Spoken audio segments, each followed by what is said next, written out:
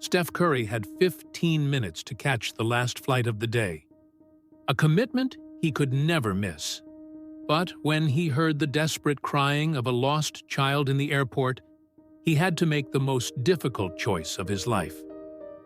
What happened in the next few hours changed forever, not only that child's life, but completely transformed Curry's own perspective on what really matters in life. The metallic sound of announcements echoed through Terminal 3 of San Francisco International Airport, while Steph Curry walked hurriedly through the busy corridors. It was a typical Tuesday in California, with that gray sky that promised rain, and the airport was bustling with the constant movement of passengers carrying suitcases and urgency. Curry looked again at his iPhone. 2:45 p.m. His flight to Charlotte had been delayed twice, and now only 15 minutes remained before the final call. This wasn't just any flight. It was the trip to the annual charity event in memory of his grandfather, Del Curry Sr., who had passed away the previous year. An event that happened only once a year, where hundreds of children were waiting for him and where he would make a special tribute to the man who inspired him to play basketball. Final call for Flight 1247 to Charlotte. Late passengers, please proceed immediately to Gate B12, announced the female voice over the loudspeakers. Curry quickened his pace, his Nike backpack swinging on his shoulder. He ran past a crowded Starbucks, past travelers dragging noisy suitcases, past families saying goodbye. He was almost reaching the gate when a sound made him stop completely. Muffled sobs, a child crying. For a moment, Curry hesitated. He looked at his watch, then in the direction of the sobs coming from behind a row of blue chairs in the waiting area. 15 minutes, maybe 10, if he considered the time to reach the gate and board. But the crying persisted, a sound of pure desperation that cut through the constant noise of the airport. Curry sighed and headed toward the chairs. There, huddled on the floor between two seats, was a boy of approximately 7 years old. Messy dark hair, brown skin, wearing a completely wrinkled yellow Golden State Warriors t-shirt and well-worn white sneakers. The boy was crying with his face hidden in his arms, a small blue backpack at his side. "Hey, buddy," said Curry softly, crouching down to the child's height. "Is everything okay?" The boy lifted his tear-wet face, and his eyes widened when he recognized who was in front of him. For a moment, he stopped crying, as if he couldn't believe it. Steph Curry?" he whispered in English with a Hispanic accent. "Yes, it's me. What's your name?" "Miguel," answered the boy, wiping his nose on his t-shirt sleeve. "Miguel Rodriguez." "Miguel, where are your parents? Are you alone here?" The boy's face contorted again, and the tears returned with full force. "Me mama. I can't find me mama. She disappeared." Curry felt his stomach tighten. He quickly looked around. The airport was packed, thousands of people passing in all directions. A lost child there was like looking for a needle in a haystack. "Okay, Miguel, take a deep breath with me," said Curry, sitting on the floor next to the boy. "When was the last time you saw your mother?" She told me to wait here while she went to the bathroom," Miguel sniffled. "That was, I don't know, a long time ago. I thought she had forgotten about me." Final call for passengers on Flight 1247 to Charlotte. Boarding is being closed. Curry closed his eyes for a second. Charlotte. The event. The children waiting. The tribute to his grandfather. Everything he had planned for the past few weeks. Then he looked at Miguel, the red and swollen eyes, the small hands trembling slightly, the Warriors t-shirt that was probably his most precious possession. "Miguel," said Curry, placing his hand on the boy's shoulder. "Let's find your mother together, okay?" The boy looked at him with a mixture of hope and disbelief. You're going to help me? Really?" "Really," answered Curry, feeling something settle inside him. "I won't leave you alone here." Through the loudspeakers, he heard the final sound that confirmed his decision. "Flight 1247 to Charlotte is departing." "Thank you." Curry took Miguel's hand and stood up. "Come on, let's start looking." As they walked toward the information desk, Miguel held tightly to Curry's hand, as if it were the only solid thing in a world that had suddenly become very big and scary. Curry took out his cell phone and quickly sent a message to his wife. "Missed the flight. Will explain later. Love you." Behind them, through the large terminal window, an American Airlines plane slowly moved away from the gate, carrying other passengers toward Charlotte. Curry didn't look back. The information desk was busy, with a line of at least 10 people ahead of them. Curry kept Miguel by his side, noticing how the boy looked nervously at every woman who passed by, hoping that one of them would be his mother. "Next!" called the employee, a middle-aged black woman with graying hair and a badge that read, "Sandra, 15 years of service." Curry approached with Miguel. "Hello, this boy is looking for his mother. They got separated in the airport." Sandra looked at Miguel with a maternal smile, then recognized Curry. Her eyes widened slightly, but she maintained her professionalism. "Oh my God, you're Steph Curry! My son is your #1 fan." She quickly composed herself. "Sorry, let's focus on what's important. Honey," she said to Miguel, "what's your mommy's full name?" "Carmen Rodriguez," Miguel answered in a low voice. Sandra typed on the computer, frowning. "We have 3 lost children reports in the last 2 hours. The movement is very intense today because of yesterday's cancellations. Our search system is overloaded." "How long does it usually take?" asked Curry. "With the standard protocol, it can take 2 to 4 hours, sometimes more. But," she leaned in conspiratorially, "I can speed up some things for you. I'll put a priority alert in the system." While Sandra worked, Curry knelt next to Miguel. "Miguel, tell me about your trip. Where are you going?" "Phoenix," said Miguel, opening his backpack and taking out a crumpled paper. "To visit Tia Rosa. Mama saved a lot of money for this trip. She works very hard." Curry carefully took the paper. It was handwritten in Portuguese and English mixed. "Rosa Martinez, Phoenix, 6025550147. The number was circled several times with blue pen. "Is this the first time you've been on a plane?" Miguel nodded enthusiastically, momentarily forgetting his situation. "Yes, Mama said it's like flying like the birds. She's never been on a plane either. We live in Oakland." "Oakland is a cool city," said Curry. "Does your mother work there?" "She cleans offices at night and works in a restaurant kitchen during the day." Miguel spoke with obvious pride.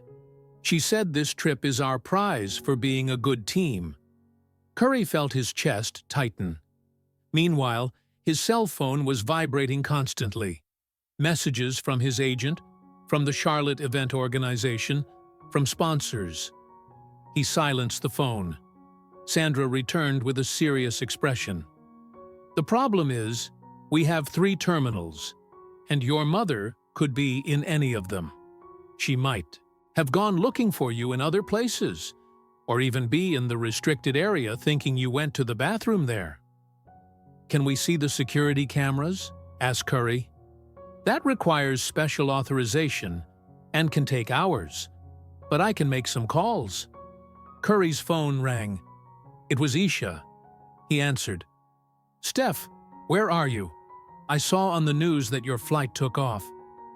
"I'm still at the airport. I found a lost child and I can't leave him alone, Isha." There was a pause. Curry could imagine his wife processing the information. "A lost child? Steph, you have your grandfather's event." "I know," said Curry, looking at Miguel, who was trying to dial his aunt's number on a nearby payphone. "But look at him, Isha. He's 7 years old. He's terrified. His mother works 2 jobs just to pay for this trip." Another pause, longer. "You're doing the right thing," said Isha finally, her voice softer. "The event can be rescheduled. This child needs you now." "I love you," said Curry. "I love you too. And Steph? Your grandfather would be proud." Miguel returned frustrated. Nobody answers at Tia Rosa's house. "It's okay," said Curry, taking the boy's hand again. "Let's look for your mother around the airport. Sandra, can you give us a map of the terminals?" "Of course, and I'll put an announcement on the sound system every 15 minutes. As they left the information desk, Curry realized he was embarking on something that would completely change his day. Maybe much more than that. But looking at Miguel, who now walked beside him with renewed confidence, he knew there was no other path to follow. "Tio, Steph," Miguel said suddenly. "Tio?" Curry smiled. "That's what we call the cool men in my family? You're cool." Curry felt a warmth in his chest that had nothing to do with basketball, fame, or trophies. 3 hours later, Curry and Miguel had covered almost all of Terminal 3. They passed by McDonald's, Subway, Hudson News, by the California souvenir shop where Miguel looked with admiration at the teddy bears he couldn't buy. Curry discreetly bought a small San Francisco Giants toy airplane and gave it to the boy, who held it like a talisman. "Let's check Terminal 1, said Curry, consulting the airport map that was already folded and refolded several times. They walked through the connecting walkway, passing dozens of hurried passengers. Miguel was quieter now, fatigue beginning to weigh on him. Curry carried him on his back for a stretch, feeling how light the boy was, probably underweight for his age. "Tio Steph," said Miguel while they were sitting in a cafe sharing a chocolate muffin. "My mama always says I'm her little warrior." "Warrior?" asked Curry. "Yes, she says that when Papa left, the two of us became a special team. Like the Warriors." Miguel tried to smile, but his eyes were still worried. "Your father left?" Miguel nodded. 2 years ago. Mama cried a lot, but she said we would be fine together. And we are. She teaches me to be strong." Curry felt a lump in his throat. He thought about his own children at home, about how lucky he was to have a united family, about how he had taken many things for granted. "You know, Miguel, my family also taught me to be strong.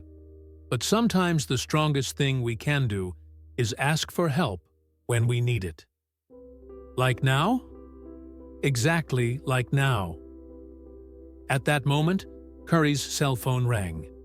It was a number he recognized, from the Charlotte event organization. "Steph, where the hell are you?" came the irritated voice of the organizer. "We have 300 children here waiting. The press is asking—" "Mark, I'll explain later. I had an emergency." What kind of emergency could be more important than— Curry hung up the phone. For the first time in his life, he put something above a professional commitment, and that was both liberating and scary. "Who was it?" asked Miguel. "Work," said Curry simply. "Did you miss work because of me?" Curry looked into the boy's worried eyes. "Miguel, sometimes the most important things aren't on our schedule." They continued the search. In Terminal 1, they stopped at every store, every restaurant. Curry used his fame strategically, asking employees to check women's bathrooms, asking if anyone had seen a Hispanic woman desperately looking for a child. It was in the airport's ecumenical chapel that they had a real moment of pause. Miguel sat on a bench and was quiet for the first time in hours. "Mama sometimes comes to churches when she's worried," he said. "She lights candles and talks to God." "What does she talk about?"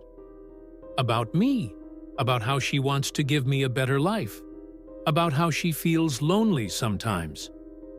Curry sat next to Miguel on the bench. The chapel was silent, a surreal contrast to the chaos of the airport outside. "You know your mother loves you very much, don't you?" "Yes," said Miguel with conviction. "She tells me every day, even when she's very tired from work." "And I bet you love her very much too, more than anything in the world." At that moment, Curry realized he was witnessing something pure and profound, the unconditional love between mother and son, something that transcended circumstances, money, or social status, something that made him question his own priorities. When they left the chapel, it was already 6 p.m. They had been searching for more than 4 hours. Other airport employees had joined the search, security guards, cleaning staff, even store employees who left their shifts to help. The story of Steph Curry helping a lost child had spread discreetly among the workers, creating an improvised support network. "Maybe she already went to Phoenix," said Miguel with a small voice, looking at a plane taking off through the large terminal window. "No," said Curry firmly. "A mother would never leave her child. Never. She's here, looking for you as desperately as you're looking for her." But internally, Curry was beginning to worry too. What if Carmen had really panicked and taken a flight? What if something had happened to her? What if— "Mr. Curry," a female voice interrupted his thoughts. It was Sandra from the information desk, running toward them with an urgent expression on her face. "We found her." "Where?" Curry and Miguel asked at the same time. "Airport medical sector," said Sandra, still catching her breath. "A Hispanic woman fainted from anxiety about an hour ago. She was in a state of panic, talking about her lost son, repeating the name, Miguel, several times. The paramedics are taking care of her now." Miguel started running before Sandra even finished speaking. Curry followed him, his heart beating fast, part relief, part anxiety about Carmen's condition. The medical sector was in the airport's basement, accessed by elevators that seemed to take forever to descend. Miguel bounced with anxiety, holding the toy airplane so tight that his knuckles were white. "What if it's not Mama?" asked Miguel, his voice tremulous. "It will be her," said Curry, with a conviction he forced himself to feel. "I'm sure." The elevator doors opened to a white and sterile corridor. Sandra quickly guided them to a room where paramedics and nurses moved calmly.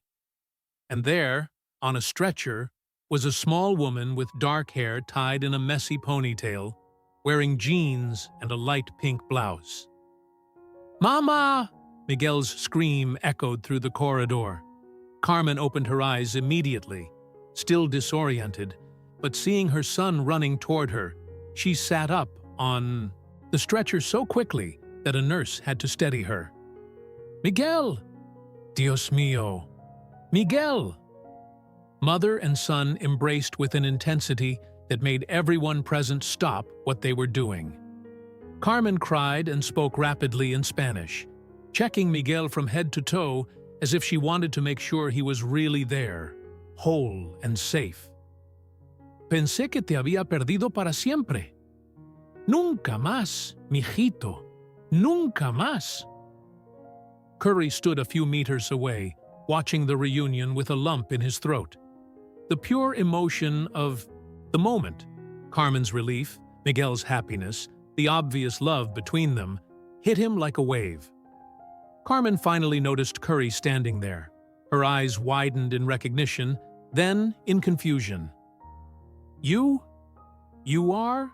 she said in hesitant English. "Steph Curry," said Miguel proudly. "He helped me look for you. He's my Tio Steph now." Carmen tried to get up from the stretcher, but was still weak. "Senor Curry, yo know, I don't know how to thank you. Me, English is not—" "You don't need to thank me," said Curry, approaching. "How are you feeling?" "You estaba tão scared," said Carmen, alternating between English and Spanish like Miguel did. "Yo fui ao baño, and when I came back, Miguel wasn't there. I looked everywhere. I thought, pensé que alguien had taken him." The paramedic, a young man with a Texan accent, explained, "She had a classic panic attack. Low blood sugar, too. Probably didn't eat anything all day from nerves. She needs to rest and hydrate." "Mama," said Miguel, "you were looking in the wrong place. I stayed where you told me to stay." Carmen closed her eyes, laughing and crying at the same time. "I'm sorry, mijito. Mamãe ficou so scared que não conseguia pensar direito." Curry knelt beside the stretcher. "Carmen, do you have accommodations in Phoenix tonight?" "No, our flight was at 6 p.m. We're staying at my sister's house." "The last flight to Phoenix today already left," said Sandra, who had stayed to follow the situation. "The next one is only tomorrow morning." Curry saw the panic return to Carmen's eyes. "But I have to work tomorrow night. If I miss it, I lose my job." "Don't worry about that now," said Curry gently. "I'll take care of you tonight. Hotel, food, and I'll make sure you catch the first flight tomorrow." "Senor Curry, I cannot accept. É muito generoso, but—" "Carmen," Curry interrupted, "I missed my own flight today to help Miguel. It wasn't a waste of time. It was one of the best days of my life. Let me complete what I started." 3 hours later, Carmen and Miguel were settled in a hotel near the airport. Curry had organized everything discreetly: room, meals, flights for the next day. But more importantly, he had spent the night talking with them. Carmen told her story, how she came from Mexico at 16, how she worked various jobs to raise Miguel alone, how she saved every penny for this special trip. Miguel showed his basketball drawings and talked about his dreams of playing in the NBA one day. "It's not about playing in the NBA," said Curry to Miguel the next morning at the airport. "It's about working hard, treating people well, and never giving up on your dreams, whatever they may be." At the moment of goodbye, Miguel hugged Curry tight. "Tio Steph, are you going to forget me?" "Impossible," said Curry. "You taught me something very important these days." "What?" "That sometimes the most important plans are the ones we don't make." Curry was on the stage at Oracle Arena, but not to play basketball. It was the launch of the Carmen and Miguel Foundation, a fund he had created to help low-income families with travel costs to visit relatives or access medical care. In the front row, Carmen, now with a better job that Curry had helped her get, applauded next to Miguel, who wore a new Warriors jersey. "6 months ago," said Curry to the audience, "I missed a flight. I thought it would be a tragedy, but it was actually the most important moment of my life, because I met a little boy who taught me that success isn't measured in championships or money. It's measured in the moments when we decide to put humanity above our own convenience." Curry looked at Miguel in the audience. "Miguel still calls me Tio Steph, and he wants to be like me when he grows up, not because I play basketball, but because he saw that helping others is more important than any game." The audience stood in applause, but Curry could only see Miguel, who made a heart with his small hands, and smiled with that same pure smile that had changed everything that day at the airport. Sometimes, thought Curry, The flights we miss take us exactly where we need to be.